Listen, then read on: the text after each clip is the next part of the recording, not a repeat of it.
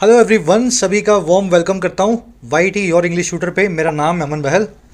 Reading class है अपनी आज की, और ये यूट्यूब की मेरी कोशिश तो ये होती है बेस्ट क्लास हो।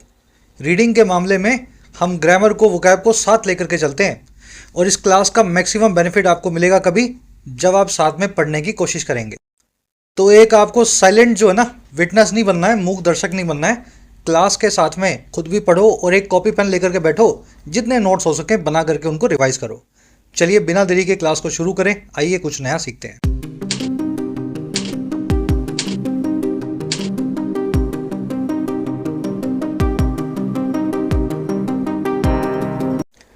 Bullying tactics. टैक्टिक का मतलब होता है पैंतरेबाजी। इसके लिए एक बहुत अच्छा वर्ड अंग्रेजी में मैन्यूवर। अब ये मैन्यूवर की स्पेलिंग आपको आनी चाहिए। मैं भी लिख दूंगा आपके आगे, पहले खुद से सोचो। सुना होगा ना आपने मैन्यूवर, टैक्टिक्स, पैंतरा। तो मैन्यूवर की स्पेलिंग होती है MANO, मैनो, फिर बीच में लगता है EU और लास्ट में लगता है VRE। ऐसे याद रखोगे तो याद रह जाएगी, नहीं तो कोई तरीका नहीं है। MANOEUVRE, मैन्यूवर या टैक्टिक या पैंतरा। कह रहा है जी कोई टैक्टिक्स अपना रहा है हमारे साथ, पैंतरे अपना रहा है जो बुली करने वाले हैं या चिढ़ाने वाले हैं। किसकी बात हो रही है? बात हो रही है यूएस की। फर्स्ट पैराग्राफ देखेंगे, टाइटल पैराग्राफ से। कह रहा है जी India can not allow the US और the European Union to decide its choice of trade partners.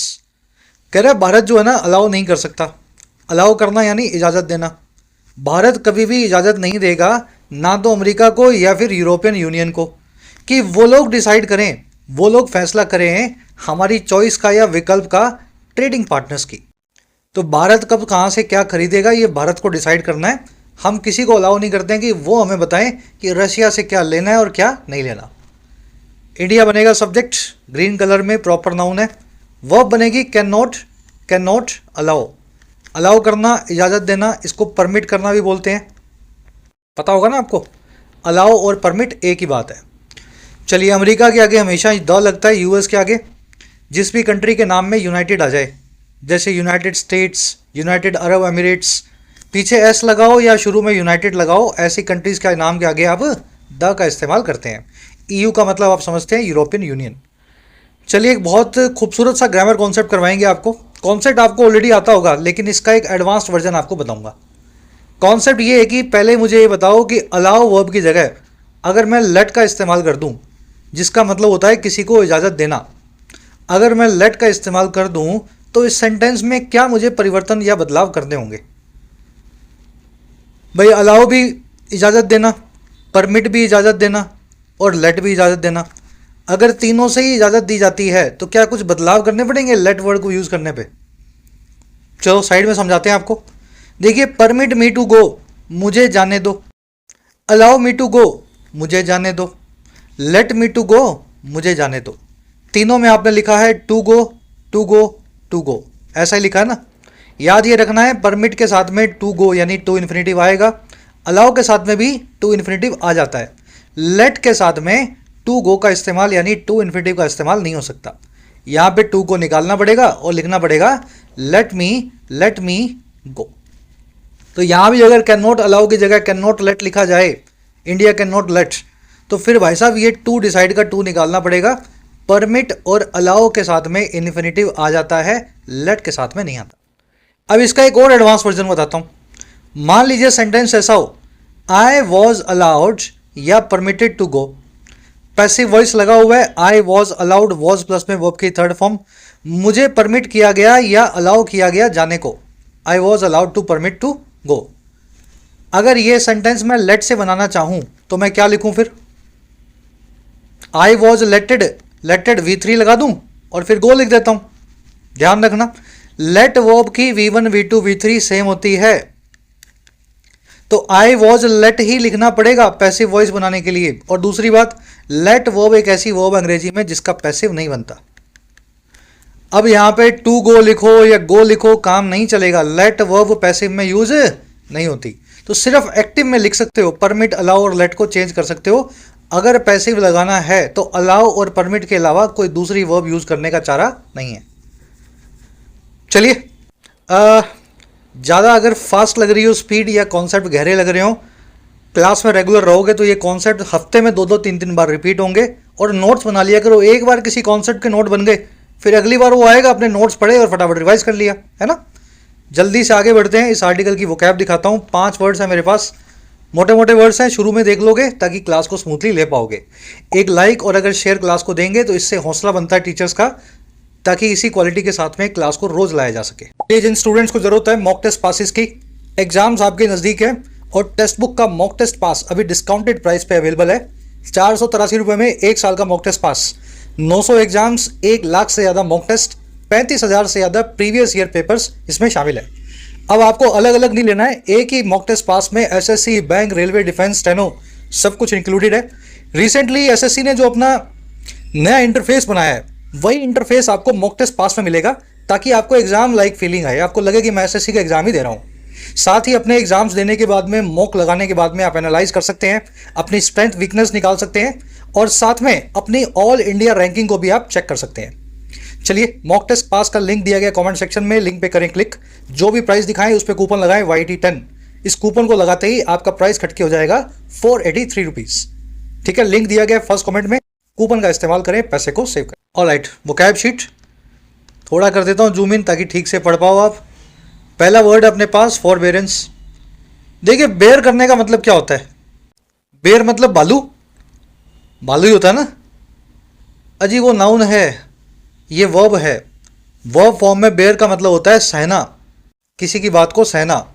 Forbearance का मतलब अगर सीधे सीधे याद करना चाहो तो पेशेंस या आपके अंदर का धैर्य, जिसमें आप दूसरे वाले की बात को सहते ही जा रहे हैं, सहते ही जा रहे हैं, और ऐसा पेशेंस जो जवाब देता जा रहा है। समझ गए? फॉरबेरेंस कितना सहूंगा? Forbearance, forbearance in the face of adversity is a leadership trait. जो धैर्य है, पेशेंस है, वो और कब? फेस करते हुए, सामना करते हुए एडवर्सिटी का, बुरे वक्त का। एडवर्सिटी यानी बुरे हालात, वो एक लीडरशिप ट्रेट है, एक लीडर होने की निशानी है। ट्रेट का मतलब होता है गुण, एडवर्सिटी यानी कड़ा वक्त है ना, डिफिकल्ट टाइम्स। चलिए, फॉरबेरेंस वर्ड आपके लिए नया होगा, इसको टॉलरेंस भी बोलते हैं, सेल्फ रिस्ट्रेंट भी बोलते हैं, आपके अंदर के पेशेंस को। You will see this word in today's article. Forbear इसकी वर्ब फॉर्म है। अगला वर्ड अपने पास नॉन निगोशिएबल। देखिए, निगोशिएट करना क्या होता है? मोल भाव करना। जब आप सब्जी ले रहे हो, ऑटो वाले से किराया पूछ रहे हो, या कोई भी काम करते हो तो थोड़ा बहुत करते हो ना, नहीं भैया 100 नहीं 80 ले लेना, ये होता है निगोशिएशन। अगर कोई चीज़ निगोशिएबल है तो यानी उस पर निगोशिएशन हो सकती है, और अगर कोई चीज़ नॉन निगोशिएबल है तो मतलब उस पर किंतु परंतु हो ही नहीं सकता। वो चीज़ बहुत ज़रूरी है और कोई एडजस्टमेंट उस पर नहीं की जा सकती। Helmets are non negotiable for riders. जो हेलमेट्स हैं वो खास ज़रूरी हैं राइडर्स के लिए, बाइक चलाने वालों के लिए। नॉन निगोशिएबल है, उससे कोई मोल भाव करने की ज़रूरत नहीं है, आज लगा लूँ कल नहीं लगाऊँ, बीच में कभी लगा लिया या नहीं लगाया, नहीं। Helmets are non negotiable. समझ गए ना? जिस पे कॉम्प्रोमाइज़ ना हो सकता हो, अनकॉम्प्रोमाइजिंग हो, नॉन एडजस्टेबल हो, दैट इज़ नॉन निगोशिएबल। चलिए, ये निगोशिएशन वर्ड याद रखना, बड़ा कॉमन वर्ड है। अगला वर्ड भी इसी से कनेक्टेड है। देखिए, अंग्रेजी में 2 वर्ड्स हैं, हैकल और हैगल। हैकल और हैगल देखने में एक जैसे, सुनने में एक जैसे, स्पेलिंग भी ऑलमोस्ट एक जैसी, अलग है वैसे तो। हैकल का मतलब होता है किसी को सताना, बुली करना। वो जैसे कॉलेज में जाते हो आप, पुरानी फिल्मों में देखा होगा ना आपने, आजकल तो बड़ा मुश्किल है। पुराने टाइम में क्या होता था, ऐसे मेरे टाइम से भी पहले की बात बता रहा हूँ मैं, 80s के अंदर, 85 में, 90s में जिन्होंने कॉलेज देखा है, उनको स्कूल में, कॉलेज में जाते ही लड़कों के ग्रुप्स परेशान करते थे, है ना, उनसे कोई उल्टे पुल्टे काम करवाते थे। यही कहलाता है अंग्रेजी में बुली करना, बैजर करना। अपने से कमज़ोर आदमी के सामने हीरो बनना कहलाता है बुली करना। तो ये हैकल वर्ड तो आप ऐसे समझ लोगे, the reporters heckle the minister. Reporters ने हैकल किया मिनिस्टर को या सताया, और क्यों? Over his alleged involvement in the scandal. उसकी कथित इन्वॉल्वमेंट को लेकर के, या इन्वॉल्वमेंट क्या होता है, आप किसी मामले में शरीक हो, किसी चीज़ का पार्ट हो, तो उसकी एक हिस्सेदारी को लेकर के जो इस पूरे स्कैंडल में थी, इस पूरे स्कैंडल आप समझते हैं ना, कोई घोटाला वगैरह। तो रिपोर्टर्स ने उससे सवाल पूछे, हंसी उड़ाई, हैकल किया। अब देखो, ये जो दूसरा वर्ड है हैकल तो आपने सीख लिया, ये तो आज आर्टिकल में आएगा, टॉन्ट करना, हाउंड करना, परेशान करना। दूसरा वर्ड है हैगल। हैगल का मतलब होता है किसी से मोलभाव करना। वो जो मम्मियाँ लोग आंटियाँ लोग करती हैं ना सब्जी वाले से, वो कहलाता है हैगल करना। तो ये दोनों अलग अलग वर्ड्स हैं, याद रखना। आज के क्विज में मैंने पूछे भी हैं आपसे अलग अलग। एक और वर्ड अपने पास सब्सटेंशियल। सब्सटेंशियल मतलब, ध्यान से सुनना, जो आकार में, मात्रा में या इंपॉर्टेंस या महत्वपूर्णता में बहुत बड़ा हो। ऐसी चीज जिसको नजरअंदाज ना किया जा सके वो कहलाती है सब्सटेंशियल। सब्सटेंशियल को कंसीडरेबल और सिग्निफिकेंट भी बोलते हैं। कंसीडरेबल यानी जिसको कंसीडर करना पड़े, सिग्निफिकेंट यानी वेरी इंपॉर्टेंट। आज की मजे की बात यह है, आर्टिकल में तीनों ही वर्ड्स आएंगे। सब्सटेंशियल भी आएगा, ये भी आएगा और ये भी आएगा। तीनों एक दूसरे के सिनोनिम्स हैं। The effects of the lockdowns have been substantial. जो भी असर है इन लॉकडाउन्स के वो काफ़ी सब्सटेंशियल रहे हैं, बहुत ज़्यादा महत्वपूर्ण रहे हैं या कंसीडरेबल रहे हैं साइज में। चलिए, एडवर्ब फॉर्म है सब्सटेंशियली, नोटिसेबल, साइजेबल भी इसको बोल सकते हैं। साइज जिसका बहुत बड़ा हो, साइजेबल। लास्ट वर्ड अपने पास रेसिप्रोकेट। रेसिप्रोकेट क्या होता है?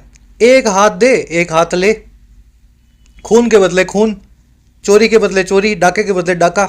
आपने सुना होगा ना ऐसी कहावतें। तो आप किसी को जब कोई काम रिटर्न में करते हो, देते हो या लेते हो, वो कहलाता है रेसिप्रोकेट करना। People help one another in the hope that it will be reciprocated when they need it themselves. लोग एक दूसरे की मदद करते हैं, हेल्प करते हैं एक दूसरे को, इस होप में, इस ख्वाहिश में, इस आशा में कि जब ये मदद जो है रेसिप्रोकेट होगी या फिर वापस बदले में मिलेगी। रेसिप्रोकेट होगी यानी पैसिव में विल बी रेसिप्रोकेटेड, जब उनको खुद इस मदद की जरूरत होगी। समझ पा रहे हो ना? Will be reciprocated passive voice बना हुआ है, मदद जो है सामने से वापस मिलेगी, रेसिप्रोकेट होगी। तो आज इसकी एडजेक्टिव फॉर्म देखेंगे, रेसिप्रोकल। वर्ब फॉर्म है रेसिप्रोकेट, एडजेक्टिव फॉर्म है रेसिप्रोकल। वोकैब आज सच में हैवी है। अगर आप सोच रहे होंगे सर बहुत पढ़ा दिया, बहुत सारी वोकैब है, तो आज अच्छी है। जब भी हैवी वोकैब मिले तो समझ लो कुछ सीखने का मौका मिला। अब आर्टिकल पे आओ, एक समरी आपको दे। समरी ये है कि किसी को नहीं पता था कि सेकंड टर्म में डोनाल्ड ट्रंप, जो कि प्राइम मिनिस्टर मोदी के बड़े अच्छे दोस्त हैं, ये हमारे इतने खिलाफ हो जाएंगे कि हमें बुली करना स्टार्ट कर देंगे। कभी ये ट्वीट करके लिखेंगे कि भारत की इकॉनमी तो डेड है, कभी ये ऐसा लिखेंगे कि भारत को पनिश किए जाने की ज़रूरत है। फाइनली हुआ क्या कि हमारा फॉरबेरेंस यानी पेशेंस जो है जवाब दे गया, और भारत सरकार ने डोनाल्ड ट्रंप और यूरोपियन यूनियन दोनों को ट्वीट करके जवाब देने की कोशिश की है और ये समझाया है कि भारत अब उतना कमज़ोर देश नहीं है जो आप सोच करके देखो कि मैं बुली कर दूंगा। भारत अपने ट्रेडिंग पार्टनर्स खुद चूज करेगा। वर्ल्ड की 4th लार्जेस्ट इकॉनमी है, आप बुली करके हमें परेशान नहीं कर सकते। हालांकि हम परेशान तो काफ़ी हैं, लेकिन हमारा बहुत अच्छा करेजियस यानी हिम्मत वाला एक मूव है दुनिया को ये बताना।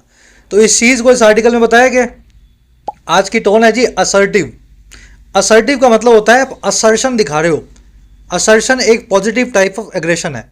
सामने वाले को आप ये कह रहे हो कि मैं झुकूंगा नहीं, है ना, असर्टिव हूं मैं। और दूसरी होती है डिफाइंट। डिफाइंट का मतलब होता है उदंडता। किसी ने आपको बोला कि झुक जा, बैठ जा, आपने बोला नहीं बैठूंगा, नहीं झुकूंगा, तो ये डिफाइंस से बना है, डिफाइंट और असर्टिव, इस तरह की टोन में लिखा हुआ आर्टिकल है। चलिए, फर्स्ट पैराग्राफ जिन बच्चों को सीखना है वीडियो को यहीं पे पॉज कर दो और पहला पैराग्राफ खुद से पढ़ के मीनिंग निकालो। जिनका मीनिंग नहीं निकल रहा, जितना निकलता उतना निकालो, बाकी का आप मेरे साथ पढ़ोगे तब आप उसको मैच कर पाओगे। शुरू कर ले। कह रहे जी, after months of considerable forbearance, the statement by the Ministry of External Affairs or MEA on Monday pushing back against the US and the European Union for targeting India is significant. कितना बड़ा sentence है, अजीब सा नहीं है? देखो sentence इतना ही है, ध्यान से अगर पढ़ना जानते हो आप तो। The statement is significant. Statement यानी बयान, सिग्निफिकेंट यानी इंपॉर्टेंट। जो बयान आया है वो बड़ा इंपॉर्टेंट है। अब बाकी क्या लिखा हुआ है, इस बयान के बारे में बताया हुआ है। अब ये स्टेटमेंट कब आई है? ये आई है कई महीनों की कंसीडरेबल या बहुत ज़्यादा, बहुत सिग्निफिकेंट फॉरबेरेंस या पेशेंस के बाद। ऐसे नहीं दी हमने स्टेटमेंट, कई महीने हमने पेशेंस दिखाया फिर दी। और किसके द्वारा आई है? ये आई है, बाय लगा के बता रहा है, हमारी फॉरेन मिनिस्ट्री के द्वारा, जयशंकर साहब के मंत्रालय के द्वारा। कब आई है? ऑन लगा के बता रहा है, सोमवार को आई है। और कैसे आई है? पुश बैक करते हुए। पुश बैक करना यानी किसी को पीछे धकेलना। कोई आदमी आ रहा है आपके सामने, आपके अंदर आके लगने की कोशिश कर रहा है, तो आप क्या करोगे? ऐसे बुली को धक्का दोगे? तो ये एक बुली को पुश बैक करते हुए आई है और ये अगेंस्ट हो रहा है पुश बैक यूएस के और यूरोपियन यूनियन के। और क्यों हो रहा है push back? For targeting India, क्योंकि भारत को ये टारगेट कर रहे हैं, निशाना बना करके हमला कर रहे हैं। तो ये सेंटेंस आपका पूरा बना हुआ है, एक बार इसको रिपीट कर लेना, बड़ा इजी सेंटेंस है। The statement by Ministry of Foreign Affairs on Monday pushing back against America और यूरोपियन यूनियन, भारत को टारगेट करने के लिए for targeting India is significant. Forbiddance देख लेना, आपका पेशेंस या आपकी टॉलरेंस है। कह रहे the statement came 2 hours after mister Trump had announced penalty tariffs against India. कह रहे ये स्टेटमेंट आई 2 घंटे बाद, और किसके? जब ट्रंप जो है अनाउंस कर चुके थे हैड प्लस में V3 पास्ट परफेक्ट टेंस में पेनल्टी वाले टैरिफ या टैक्सेस भारत के खिलाफ अगेंस्ट इंडिया। और ये कितने थे? Substantially above the current 25% rate set to go into place this week. ये 25% रेट से बहुत सब्सटेंशियली अबव थे। सब्सटेंशियल, कंसीडरेबल, देख रहे हो ना, जो बहुत बड़ा हो साइज में, मात्रा में, आकार में। ये जो टैरिफ थे ये बहुत ज़्यादा थे या बहुत ऊपर थे उस हाल फिलहाल के 25% की रेट से, जो कि तैयार है कि वो गो इनटू प्लेस होगी या फिर इफेक्ट में आएगी इसी हफ्ते, दिस वीक। और ये सारे टैरिफ क्यों लगेंगे? For importing, processing and selling Russian oil, क्योंकि हमने खरीदा, प्रोसेस किया और आगे बेचा रशिया से लेकर के ऑयल। चलिए, स्टेटमेंट की वो बाय केम, ये काम पहले हो चुका था, ट्रंप ने स्टेटमेंट पहले दे दी थी, अनाउंस कर दिया था, तो ये पास्ट परफेक्ट में लगाया गया है और दूसरा लगाया गया पास्ट इंडेफिनिट में। क्लासिक केस है ये, टेंसेस चैप्टर में सिखाया हुआ आपको। Statement came after this had happened. चलिए और आगे बढ़ते हैं। सब्सटेंशियल से एक और मिलता जुलता वर्ड अंग्रेजी में साथ ही पढ़ लिया करो, सब्सटेंटिव। सब्सटेंशियल तो आपने देख लिया, कंसीडरेबल हो, सिग्निफिकेंट हो, मात्रा, आकार, साइज में बहुत बड़ा हो। सब्सटेंटिव वो होता है जो संजीदा हो, जिसमें थॉटफुलनेस हो, जो आपको थॉट को प्रोवोक करे, सोचने पे मजबूर करे, संजीदापन जिसमें हो, वो कहलाती है सब्सटेंटिव। सब्सटेंटिव कोई डिस्कशन हो सकती है, सब्सटेंटिव कोई ऑफर हो सकता है ना, सब्सटेंटिव। चलिए नेक्स्ट पैराग्राफ।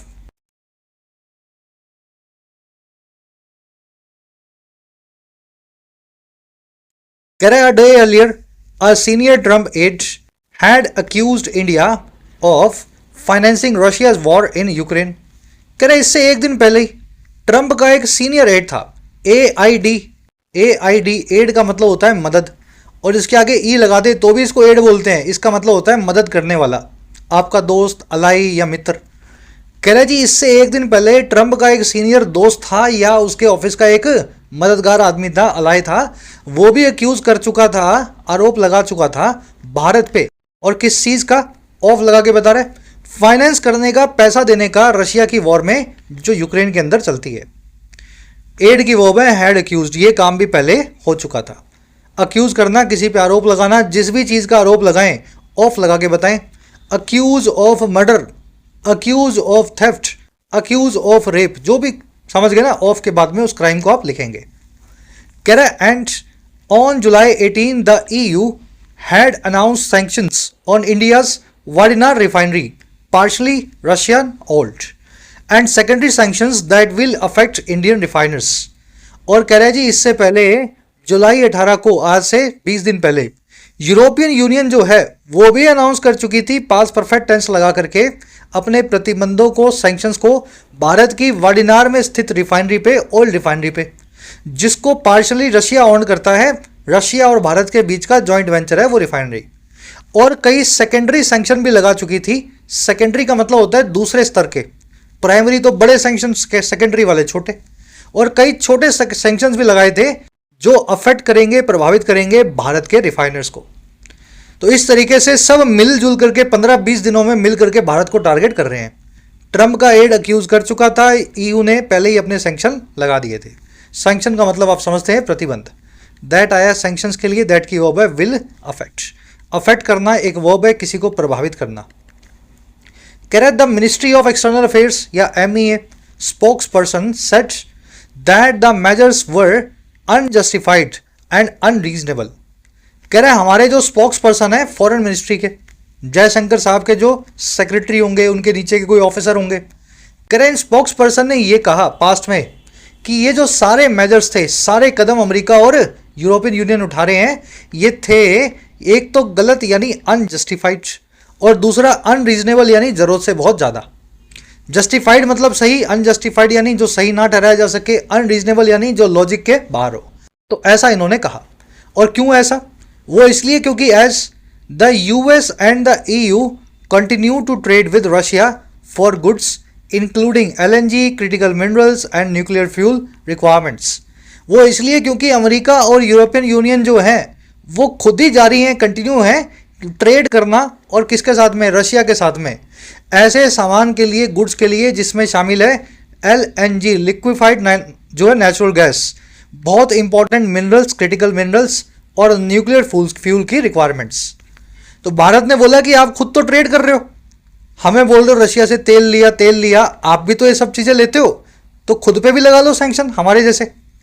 चलिए, स्पोक्स पर्सन की वर्ब है सेड, मेजर्स की वर्ब है वर, यूरोपियन यूनियन और यूएस दोनों के जो है इनकी वर्ब है कंटिन्यू। कह रहा था statement also said that it was the US that had encouraged India to keep buying Russian oil.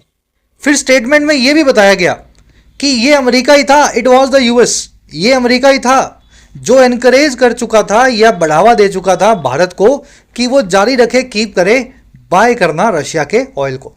और क्यों? To stabilise global markets, something the Biden administration had confirmed. और ये अमेरिका ने इसलिए किया था ताकि स्टेबलाइज किया जा सके, स्थिर बनाया जा सके या रखा जा सके दुनिया भर के बाजारों को। और ये एक ऐसी चीज़ है जिसको बाइडेन एडमिनिस्ट्रेशन ने भी कन्फर्म किया था। तो भारत ने अमेरिका से पहले पूछा होगा, बताया होगा कि हम ले रहे हैं रशिया से तेल, तो बाइडेन ने क्या बोला? जरूर लो, आप नहीं लोगे तो कौन लेगा, है ना? रशिया से तेल अगर नहीं लोगे, कहीं और से लोगे, तो तेल के दाम बढ़ जाएंगे, हमारे लिए भी बढ़ जाएंगे। तो ग्लोबल इकोनॉमी मार्केट को स्टेबलाइज रखते हैं, हम तो नहीं लेंगे रशिया से तेल, आप जरूर लेते रहना। तो ये स्टेटमेंट में हमने ये भी बताया। स्टेटमेंट की वर्ब है सेड, इट की वर्ब है वॉज, दैट आया है अमेरिका के लिए, वर्ब है इसकी हैड एनकरेज्ड, एनकरेज करना, बढ़ावा देना। बाइडेन एडमिनिस्ट्रेशन की वर्ब है हैड कन्फर्म्ड। सब समझ में आ रहा है ना? थोड़ा कॉम्प्लेक्स है पढ़ने में, मज़ा तभी आए ना जब चीज़ों में कुछ कॉम्प्लेक्सिटी निकले। आसान को क्या पढ़ना, वो तो बिना पढ़े काम चल जाता। अब कुछ ग्रामर कॉन्सेप्ट और देखते हैं। मैंने आपको बताया अक्यूज़ के बाद में लगता है ऑफ, और कब लगेगा? कुछ बच्चे पूछते हैं सर अक्यूज़ के बाद में ऑफ नहीं लगा हुआ। अरे तब लगाना है जब क्राइम लिखा हो और बताया जाता हो। अक्यूज़ ऑफ थेफ्ट यानी चोरी, अक्यूज़ ऑफ मर्डर यानी कि कत्ल। तो जब क्राइम बताना हो और अक्यूज़ करना हो, आरोप लगाना हो, तो ऑफ लगा करके बताएं। क्राइम बताने के लिए आप चार्ज और ब्लेम वर्ड का भी यूज़ करते हैं, लेकिन ब्लेम फॉर लिखते हैं, चार्ज विद लिखते हैं, और अक्यूज़ ऑफ लिखते हैं। याद करनी पड़ेंगी, फिक्स प्रेपोजिशन है, रीडिंग में बार बार मिलेगी, जैसे आज मिली ना। अब देखो, किसी पे आरोप आपने लगा दिए, कोर्ट में ले आए, आरोप को जब प्रूव कर दोगे तो आप कॉन्विक्ट करोगे उस आदमी को, और जिस चीज़ के लिए कॉन्विक्ट कर रहे हो वो भी ऑफ लगा के बताना है। किसी को चोरी के लिए किया तो someone has been convicted of theft. समझ पा रहे हो ना? अक्यूज के बाद में ऑफ, जब किसी पे आरोप सिद्धि हो जाए तब भी कॉन्विक्ट के बाद में ऑफ। अगर कोई आदमी खुद का गलत किया हुआ मान ले तो कन्फेस के बाद में टू लगता है, I confess to my crimes. और अगर कोर्ट आपको सजा दे किसी भी आदमी को, तो सेंटेंस यानी सजा देना, इसके बाद टू लगा के बताया जाता है कितनी सजा दी जा रही है। सेंटेंस टू लाइफ यानी उम्र कैद, सेंटेंस टू डेथ यानी मौत की सजा। तो ये फिक्स प्रेपोजिशन है। लास्ट में अगर कोई गुनहगार नहीं था, उसको कोर्ट ने बाइज्जत बरी किया, तो उसके लिए वर्ड यूज होता है एक्विट, और एक्विट के बाद में ऑफ लगा के बताया जाता है जिस गुनाह से उसको आपने मुक्ति दी है।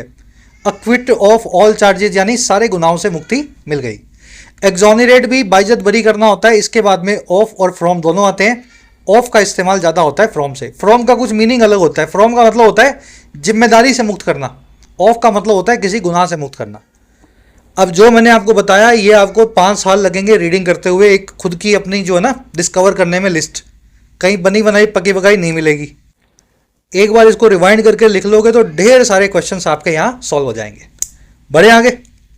टीचर का काम होता है रास्ता दिखाना, पका पकाया आपको दे रहे हैं, चलाना और इसको खाना आपके हाथ में है। नेक्स्ट पैराग्राफ देख लो, फटाफट इसका मीनिंग निकालो। चलिए, कह रहा the government said that in comparison to the Western countries, India's Russian oil purchases are a vital national compulsion as a result of the conflict in Ukraine. कह रहा है हमारी सरकार ने यह भी कहा कि अगर कंपेयर किया जाए, कंपैरिजन में रखा जाए वेस्टर्न कंट्रीज़ के, अगर उनसे तुलना की जाए, तो हमारा जो रशिया से ऑयल का परचेज है वो एक बहुत वाइटल नेशनल कंपल्शन है, देश की मजबूरी है। हम वेस्ट जितने पावरफुल और इतने पैसे वाले नहीं हैं कि यहाँ पे ईवी लगा दें और हाइड्रोजन से गैसें चले, है ना, गाड़े चले। तो हमारे पास एक मजबूरी है, पूरे देश की ऑयल पे काम चलता है, तो ये हमारा कंपल्शन था। और ये क्यों है? ये है एक रिजल्ट के तौर पे या एक नतीजन के तौर पे जो कॉन्फ्लिक्ट हुआ है यूक्रेन में। और ये हमने कहा एडिंग दैट, ऐसा ऐड करते हुए, आगे और जोड़ते हुए, India would safe guard it's national interest and economic security. कह रहे भारत जो है सेफ गार्ड करेगा, सुरक्षित रखेगा, महफूज रखेगा अपने नेशनल इंटरेस्ट को, देश की भलाई को, और आर्थिक सिक्योरिटी को, इकोनॉमिक जो है स्थिरता को। तो ये हमने कहा। गवर्नमेंट की वर्ब है सेड, V2 लगा हुआ है। ऑयल परचेजेस की वर्ब है आर, इंडिया की वर्ब है वुड सेफ गार्ड। ठीक है, टेक्निकली यहां पे आर की जगह पे वर होना चाहिए। गवर्नमेंट ने ऐसा कहा था पास्ट में, डायरेक्ट लग गया, डायरेक्ट से इनडायरेक्ट बना दिया। तो वर्ब को भी वर में रखो ना, पास्ट में रखो। The MEA statement is the first such clear response on the issue since the Ukraine conflict. Statement जो आई है MEA की, फॉरेन अफेयर्स मिनिस्ट्री की, वो पहली इस तरह की क्लियर रिस्पॉन्स है या साफ तौर पे आने वाली प्रतिक्रिया है इस पूरे मुद्दे पे जब से यूक्रेन का कॉन्फ्लिक्ट हुआ था। स्टेटमेंट की वर्ब है कह रहा जी, taken with Union Minister Piyush Goyal statement last week on the US announcement of 25% reciprocal tariffs on India from August 7. Monday statement indicates New Delhi's growing frustration with the US's increasingly offensive positions. लंबा sentence है, इतना ही पढ़ो। साथ में लिए जाने के बाद taken with Union Minister Piyush Goyal की स्टेटमेंट को, जो पिछले हफ्ते आई थी अमेरिका के ऐलान पे, और ऐलान था 25% के म्यूचुअल टैरिफ का। रेसिप्रोकल टैरिफ मतलब भारत ने हम पे टैरिफ लगाए, हम भी भारत पे लगाएंगे। तो कह रहा है जी, अगर इस स्टेटमेंट के साथ में आप इस पूरी बात को देखो, स्टेटमेंट जो आई थी पीयूष गोयल की अगस्त 7 को आई थी और रेसिप्रोकल टैरिफ लगाए जाने पे आई थी। कह रहा है उसके साथ में मंडे की स्टेटमेंट को देखोगे ना, तो वो इंडिकेट करती है नई दिल्ली या भारत की बढ़ती हुई फ्रस्ट्रेशन को। फ्रस्ट्रेशन तो आप समझते ही हैं, और फ्रस्ट्रेशन किसके साथ है? अमेरिका के लगातार बढ़ते हुए ऑफेंसिव पोजीशन के साथ में, आक्रामक रवैये के साथ में, जो अगेंस्ट है भारत के। और ये रवैया किस चीज़ पे है? इन सभी चीज़ों पे, including on immigration, trade negotiation, operation Sindoor and Pakistan India's brick membership. America का आक्रामक रवैया है इन सब चीज़ों पे। एक तो इमिग्रेशन पे, भारतीय जो अमेरिका में जाते हैं उन पे, ट्रेड की बातचीत पे, ऑपरेशन सिंदूर को लेकर के, पाकिस्तान को लेकर के, और ब्रिक्स नाम के ग्रुप में भारत की मेंबरशिप को लेकर के। सेंटेंस बहुत लंबा है पर इतना ही है। मंडे स्टेटमेंट इंडिकेट्स नई दिल्लीज फ्रस्ट्रेशन। सोमवार की स्टेटमेंट दिखाती है हमारी फ्रस्ट्रेशन को। और कैसे दिखाती है? इस दूसरी स्टेटमेंट के साथ में अगर आप इसको पढ़ें, जो पीयूष गोयल ने दी थी 25% टैरिफ लगाए जाने पे हमारे खिलाफ, और ये दिखाती किस चीज़ पे है? लगातार बढ़ते हुए आक्रामक रवैये पे अमेरिका के, इन सभी मामलों को लेकर के। तो ये स्टेटमेंट को आपको, सेंटेंस को ऐसे पढ़ना होता है, प्रोसेस करना सीखना होगा। चलिए, स्टेटमेंट की वर्ब इंडिकेट्स, टेकन वाला ये पूरा फ्रेज पास्ट पार्टिसिपल फ्रेज है, वर्ब की थर्ड फॉर्म से मिलकर बना हुआ है। इसमें बताया हुआ है स्टेटमेंट कैसे आई थी। बड़े आगे, रेसिप्रोकल, जो एक हाथ दे एक हाथ ले, आंख के बदले आंख, खून के बदले खून, है ना, टैरिफ भी ऐसे लगाए जा रहे हैं आजकल। चलो आराम से रीडिंग दो इसको, छोटा सा पैराग्राफ है।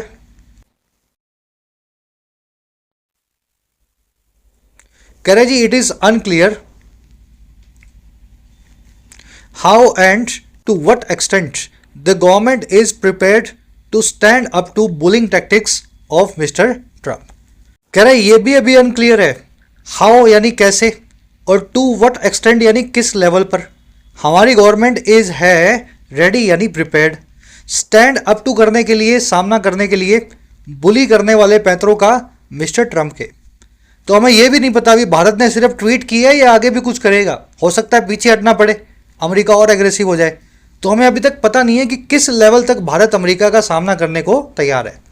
इट की वर्ब है इज, गवर्नमेंट की वर्ब है इज, प्रिपेयर्ड यहाँ पे एडजेक्टिव है, वर्ब की थर्ड फॉर्म, वर्ब नहीं है यहाँ पे, सरकार को तैयार किया नहीं गया, सरकार खुद तैयार है, government is prepared. Stand up to करना, किसी का सामना करना, बुली का जो आपको चिढ़ा रहा हो। कह रहे Trump said on Tuesday that India has not been a good trading partner, a possible reference to trade talks and the failure of a mini deal. कह रहे ट्रंप ने यह भी कहा इसी ट्यूसडे को, मंगलवार को, कि इंडिया जो है नहीं रहा है, हैज़ नॉट बिन, एक अच्छा ट्रेडिंग करने वाला पार्टनर। कह रहे जो कि एक संभावित तौर पे रेफरेंस है, इशारा है ट्रेड टॉक्स की तरफ और एक फेलियर की तरफ जो है छोटी या मिनी डील का। और ये डील किस चीज़ को लेकर के थी? कह रहा है जी ostensibly over India's resistance on agriculture market access, dairy products and genetically modified foods. कह रहे ये सारा का सारा जो ट्रंप ने कहा, ये कथित तौर पे इस चीज़ के ऊपर कहा कि भारत का जो रेजिस्टेंस आ रहा है, भारत रेजिस्ट कर रहा है, अपना प्रतिरोध दिखा रहा है इन सभी चीज़ों को लेकर के। एक तो एग्रीकल्चर के मार्केट में अमेरिका के एक्सेस को लेकर के, एक अमेरिका के दूध पनीर के यहाँ बिकने पे, डेयरी प्रोडक्ट्स पे, और तीसरा अमेरिका के जेनेटिकली मॉडिफाइड जो फूड प्रोडक्ट्स हैं उनके बिकने पे। तो भारत कभी भी एग्रीकल्चर फील्ड में अमेरिका को नहीं आने देगा, क्योंकि उससे हमारे फार्मर्स को नुकसान होगा, है ना। डेयरी प्रोडक्ट्स में हमारा अमूल है, सरस डेयरी है, इनको बंद करवा देगा अमेरिका अगर उनके प्रोडक्ट यहाँ आने लगे। तो इस वजह से अमेरिका थोड़ा फ्रस्ट्रेशन के अंदर आकर के भारत के लिए कह रहा है ट्रंप कि भारत एक अच्छा ट्रेडिंग पार्टनर नहीं है। ट्रंप की वर्ब है सेड, ये कहा था मंगलवार को। इंडिया की वर्ब है has not been, present perfect tense लगा हुआ है, लिंक वर्ब है, इंडिया नहीं रहा है, इंडिया हैज़ नॉट बिन। ऑस्टेंसिवली यानी कथित तौर पे ऐसा दिखाई देता है, सुनाई देता है, अंदर की बात हमें नहीं पता। ऑस्टेंसिवली ये काम इसलिए हुआ था। रेफरेंस का मतलब है इशारा।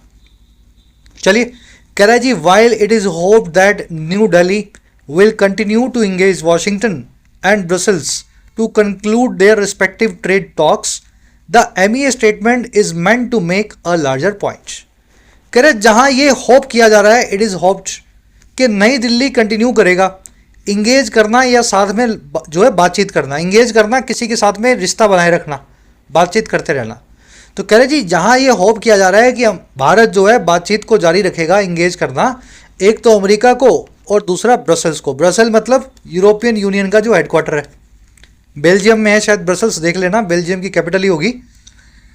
कह रहे तो ये हमारी आशा है। और क्यों? ताकि हम कंक्लूड करें इनकी रिस्पेक्टिव ट्रेड डील्स को। कह रहे MEA जो है, मिनिस्ट्री अफेयर्स की जो स्टेटमेंट है, वो मेंट है एक बड़ा पॉइंट बनाने के लिए। उसका मीनिंग या इशारा है कि हम एक अपनी बात को आगे रखें। तो इसका मतलब ये नहीं हम बातचीत बंद कर देंगे, अमेरिका से झगड़ा हो गया, वो सब जारी रहेगा। बस दिक्कत ये है कि हम अपनी बात बड़े पॉइंट में अमेरिका के आगे रखना चाहते हैं कि बुली का जवाब आपको दिया जाएगा, बुलिंग को सहा नहीं जाएगा। चलिए, वाइल इट इज़ होप, जहां हमें ऐसी आशा है कि नई दिल्ली जारी रखेगा, विल कंटिन्यू। ठीक है, स्टेटमेंट की वर्ब है। चलिए फाइनल पैराग्राफ फटाफट इसको भी देखो।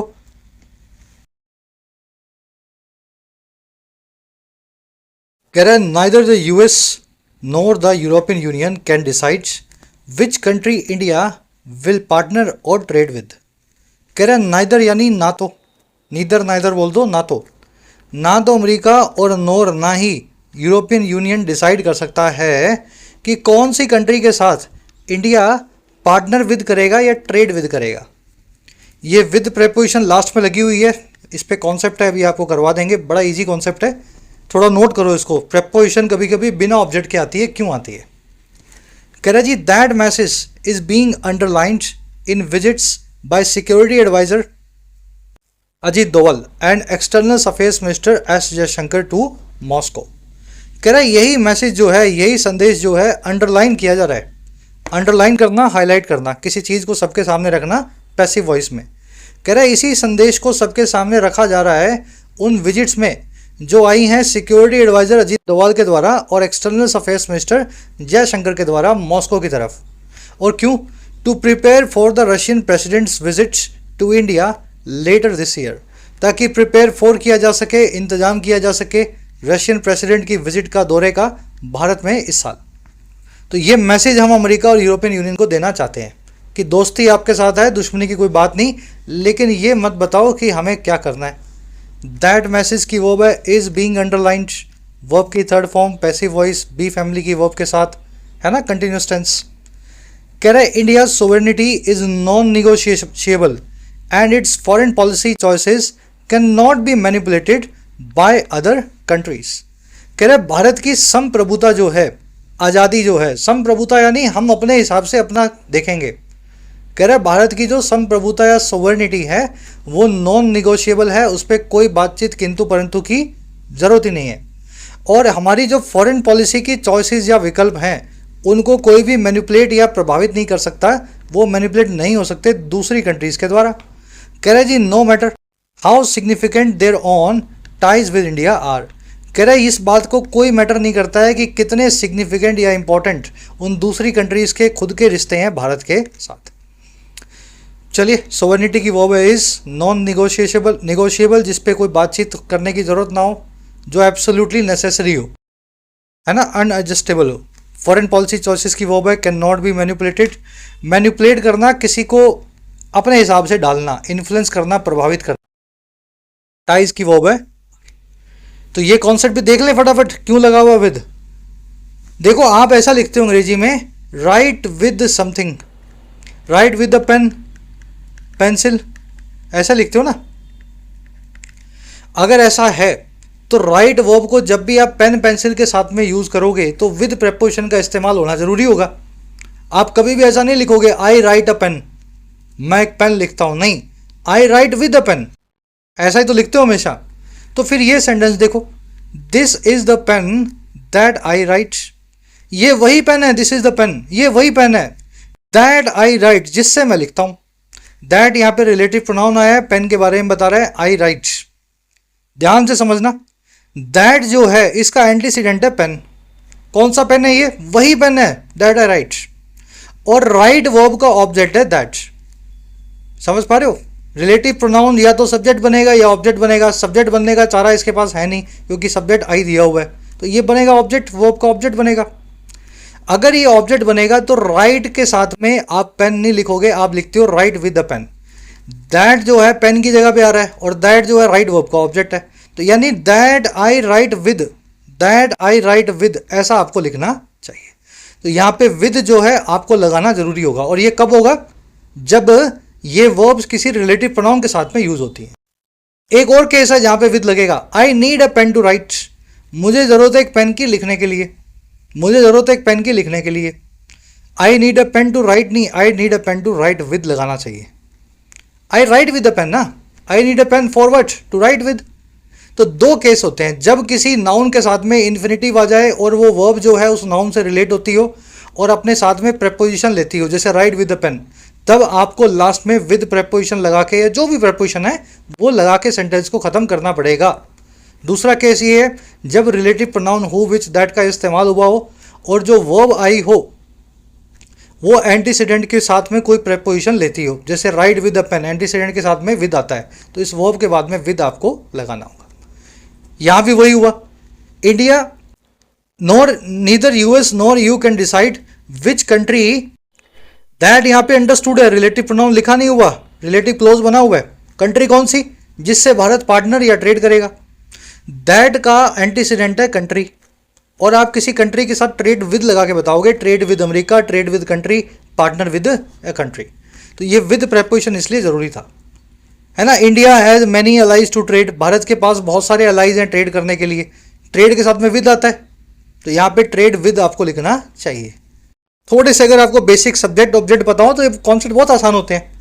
The singer सैंग my favourite song that I listen every day, singer ने गाया मेरा वो पसंदीदा गाना जिसको मैं रोज़ सुना करता हूँ।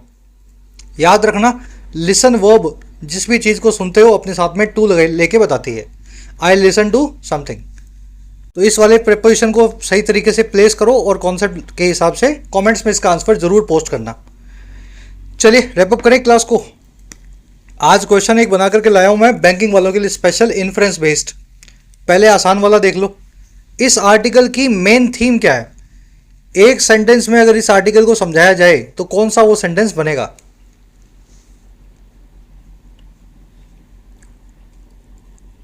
ये आर्टिकल बना हुआ है असर्टिव टोन में, हमारा असर्शन दिखाता है हमारी स्ट्रेटेजी की, अटोनमी का, अटोनमी यानी स्वतंत्रता, आज़ादी, एक्सटर्नल प्रेशर के सामने, बाहर से आने वाले दबाव के सामने हम असर्शन रखते हैं या दावा ठोकते हैं कि हम आज़ाद हैं। फर्स्ट का आंसर बनेगा सी। चलो सेकंड जो है थोड़ा इन्फ्रेंस बेस्ड है। अगर ये चारों बातों को सच मान ले, मान लो ये चारों बातें सच हैं, तो इनमें से कौन सी बात वेस्ट का जो जस्टिफिकेशन है भारत पे सैंक्शन लगाने का, टारगेट करने का ऑयल इंपोर्ट के लिए, वो जस्टिफिकेशन कमज़ोर हो जाएगा। चारों में से कौन सी बात अगर सच हो गई तो वेस्ट जो है उसकी पोल खुल जाएगी। खुद से ट्राई देना पढ़ के। हमारे पे सारे जो टैरिफ लग रहे हैं, टारगेट किया जा रहा है हमें रशिया से ऑयल इंपोर्ट करने के लिए किया जा रहा है। अगर ये बात सच हो जाए कि यूरोपियन यूनियन और अमेरिका चुपचाप सीक्रेटली अपने एलएनजी इंपोर्ट्स को अमेरिका से बढ़ा रहे हैं, देखो वो खरीद तो रही हैं, पहले भी खरीद रहे हैं, आर्टिकल में लिखा हुआ है, लेकिन चुपचाप बढ़ाए भी जा रहे हैं। अगर ये बात पता लग जाए तो इनका सारा टैरिफ लगाना, भारत को अटैक करना जो है हिपोक्रेसी कहलाएगा। समझ गए ना, ये बात सच नहीं है। अगर ये सच हो जाए इफ ट्रू, तो फिर इनकी सारी बात की पोल खुल जाएगी। तो ये इन्फ्रेंस बेस्ड क्वेश्चन था, ठीक है। सेकंड का आंसर बनेगा बी, फर्स्ट का आंसर बनेगा सी। चलो वोकैब के क्वेश्चन हैं। स्टैंड अप टू करने का मीनिंग पूछा है आपको, ये जो फ्रेजल वर्ब आपको करवाई थी। एक ऐसी चीज जिसपे कोई किंतु परंतु ना हो, कोई इफ ना हो, कोई बट ना हो, उसको क्या बोलते हैं। सब्सटेंटिव का मीनिंग पूछा है, कंसीडरेबल, थॉटफुल या रेसिप्रोकल। फिर देखो दो फिलर्स हैं, हैगल और हैकल, दोनों वर्ड्स को आपको यूज करना है। एक जगह हैकल आएगा, एक जगह हैगल आएगा। चेक करो, दोनों का मीनिंग पता है आपको, है ना, करवाया था ना। एक का मीनिंग होता है किसी को परेशान करना, दूसरे का मीनिंग होता है मोल भाव करना। तो कहाँ कौन सा लगाओगे, सही तरीके से फिट करना। लास्ट में मिलेंगी 3 कॉमन एरर्स। पहली मिलेगी स्लेट वर्ब की वजह से, दूसरी मिलेगी इस वर्ड के आसपास।